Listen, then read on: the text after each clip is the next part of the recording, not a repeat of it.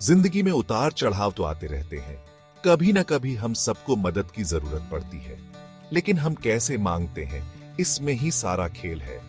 किसी की दया या एहसान जताकर शायद कभी कभी काम कर जाए, पर एक बेहतर तरीका है, एक पक्का तरीका। उनका फायदा देखो। लोग स्वाभाविक रूप से वही करते हैं जिसमें उनका भला हो। यह स्वार्थ नहीं है, यह इंसानी स्वभाव है।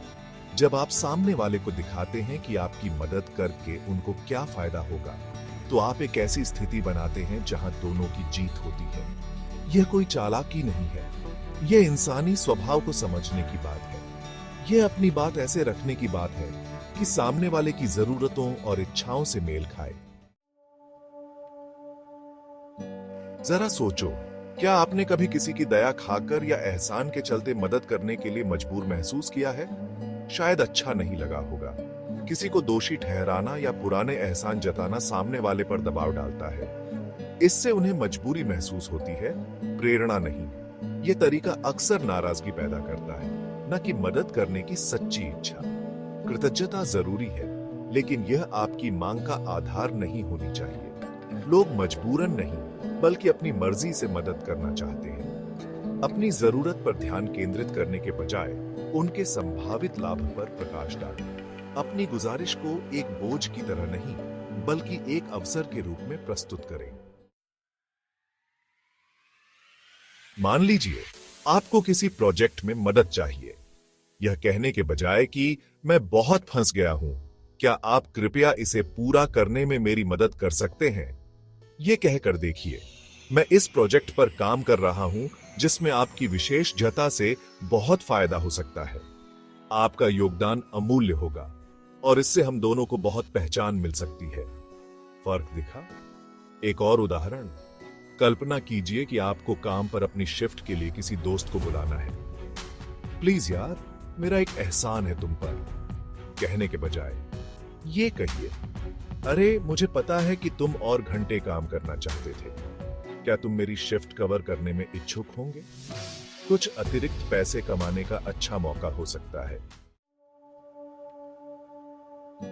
भाग 4, गलती आपकी नहीं, उनके दिमाग की है।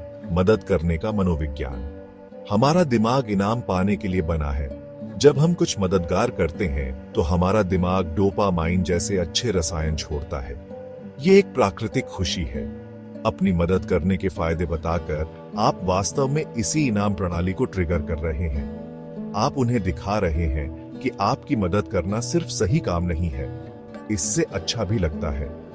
इसके अलावा लोग मदद करने के लिए तब ज्यादा तैयार होते हैं जब वे सक्षम और मूल्यवान महसूस करते हैं। जब आप उनकी विशेषज्ञता को स्वीकार करते हुए मदद मांगते हैं, तो आप उनके आत्मविश्वास को बढ़ाते हैं और उन्हें सराहना का एहसास कराते हैं। यह एक सकारात्मक माहौल बनाता है, जिससे वे आपके अनुरोध के प्रति अधिक ग्रहणशील हो जाते हैं।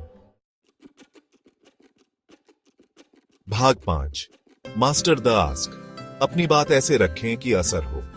तो आप प्रभावी ढंग से स्वार्थ की अपील कैसे करते हैं?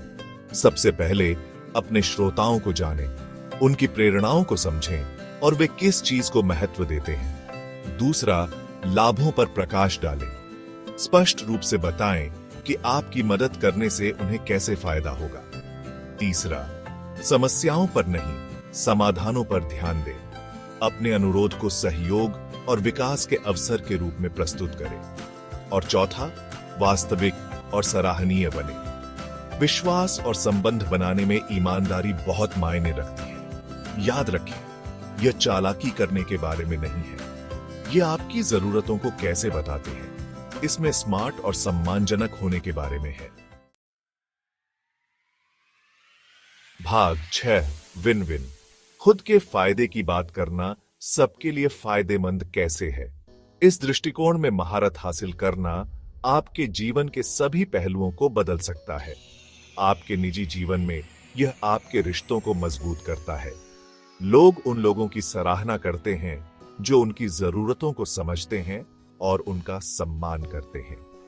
पेशेवर रूप से यह आपके करियर को आगे बढ़ाने में आपकी मदद कर सकता है।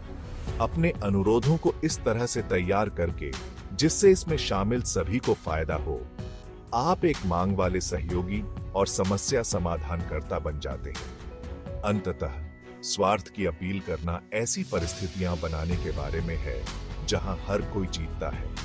यह समझ सम्मान और साझा सफलता पर बने पारस्परिक रूप से लाभकारी संबंधों को बढ़ावा देने के बारे में है। याद रखें, मदद मांगना कमजोरी की निशानी नहीं है, यह जुड़ाव और विकास का अवसर है। तो आगे बढ़ो, जो चाहिए मांगो और सामने वाले के लिए जीत पर प्रकाश डालना न भूलें।